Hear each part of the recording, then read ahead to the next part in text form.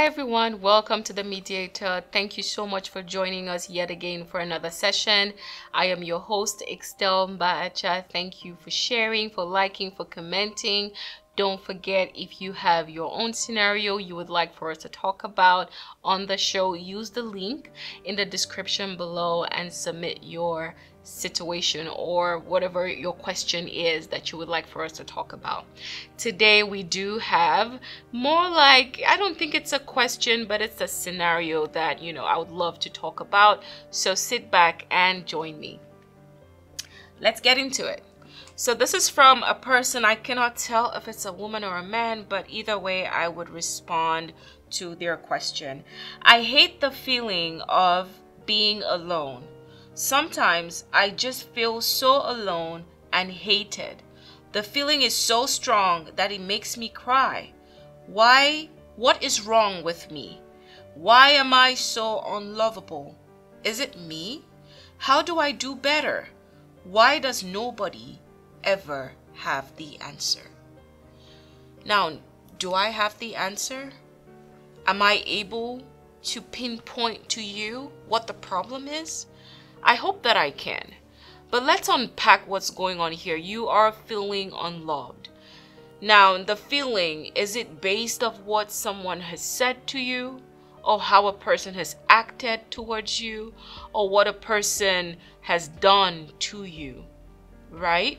Because if that's the case, we can hardly ever control what people do to us. But what is very important is what we do to ourselves, how we see ourselves, how we think of ourselves. Loneliness is a pain for anybody because we are built to be relational beings. We love to be with our family and our friends. But at the same time, when you don't love yourself, you are constantly looking for other people to fill a void that they cannot. What I hear you saying that you have not actually said is, I don't love myself. When you don't love yourself, you will think of every action around you as an action from a place of hate or rejection, because you must first find love for yourself, in yourself. A lot of the times, people struggle with this. And then you start to think, where does this come from? I like that assessment, and I like to encourage people to analyze their self-hate from where it started from. There is no child that is born that hates themselves. Usually it stems from something that happened in their upbringing. So let me ask you this question.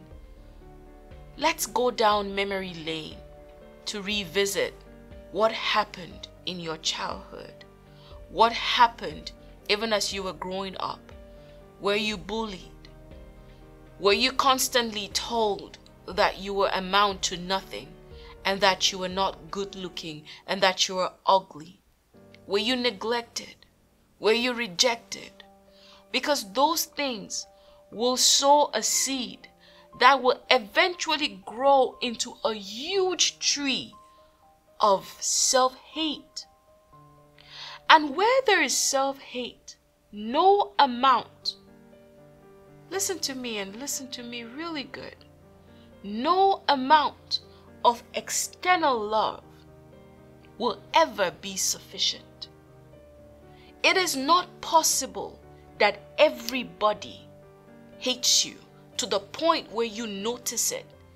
That is your mind projecting to others the way you feel about yourself. And the way you feel about yourself can be stemmed to something that happened when you were growing up. And to revisit that, you have to challenge the lie that you have believed all these years, that you are not lovable.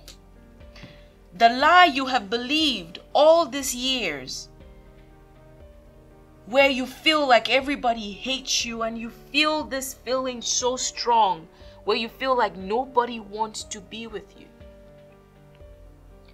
I could sit here and affirm you. I could sit right here and tell you, you are beautiful, you are strong, you are made for more, you are created for a purpose, I could say all those things to you. And while it sounds good, what will sit in your heart is your resolve about who you are. I don't know about you, but I rest my belief on who God says that I am.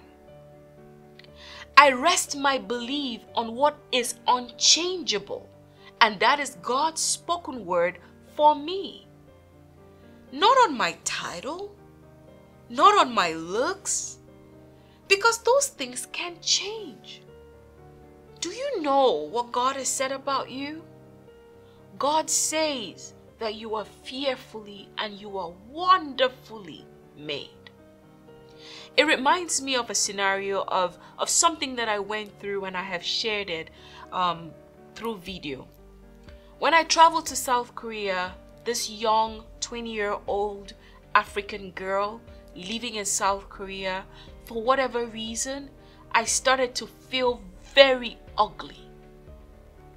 Yeah, because the women in South Korea look nothing like me. Slender, fair-skinned, tall, long dark hair. I'm 5'1", not so tall, chubby, curvy, with curly hair. And so I thought of myself as a person who is ugly. It was so bad I couldn't look myself in the mirror. If I were to pass in front of a mirror, I would try my very best to hide from my own reflection. If I were brushing my teeth in the bathroom, I would make a point not to look at myself. It was that bad.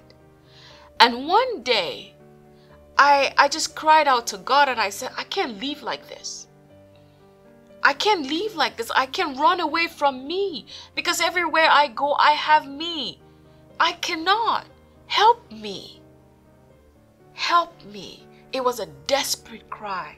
I was on my knees making this prayer to God. I don't remember if it was in that instance that I had that epiphany, or if it was shortly after then, but I had an epiphany.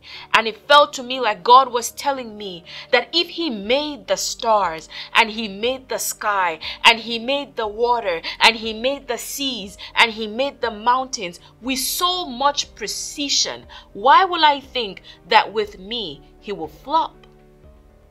And then He said, almost like speaking in my spirit, like I'm hearing myself, my own voice, my own thoughts. And then He says to me, I don't make trash. You are beautiful and wonderfully made. Now it is up to you to believe what I have said about you, irrespective of what the media portrays to be beautiful. That was my epiphany. It dawned on me that I may be different, but I'm not trash. I may look different, but I'm not trash. I may sound different, but I am not trash, because God does not make trash. Ooh, my confidence just started to really pick up. I could walk in any room and feel like I am rightfully where I'm supposed to be, because I was made by the God of the universe, just like everybody else that is there, irrespective of what's in my account, what's to my name, what I'm putting on. I could walk into any environment and hold my stead, because I know that I'm made beautifully and wonderfully. The feelings of loneliness that you are experiencing come from a self-hate and self-rejection place. And I will point you to the one who helped me deal with the self-hate that I had. Because he is the one that created you and loves you and accepted you. So much so that if nobody else accepts you, his acceptance is all that will matter. Is your comfort, is your glory, is your happiness. Because the God that made every single human being that you desire their acceptance has accepted you. Isn't that powerful? I encourage you to do what I did. God, I feel lonely and I feel unloved and I feel hated. It's so strong, it makes me cry. Open my eyes to see myself the way you see me, so that I can deal squarely with these unwanted feelings that are clearly not from you. Because you, God, you love me. You, God, you made me. And you, God, don't make trash. And when God begins to unravel and take you back into memory lane to the beginning of where that rejection started from and correct the thinking that you have, then you will find wholeness. And truly, it wouldn't matter whether other people love you or not. You will be so full of the God kind of love in yourself that it will make all the difference for you. It's not a good place to be in. So I pray by the grace of God that you would rise up out of there, and may God's light shine upon you, that you would feel his love and his acceptance like never before. I hope this has helped you. And until next time, this is Excel.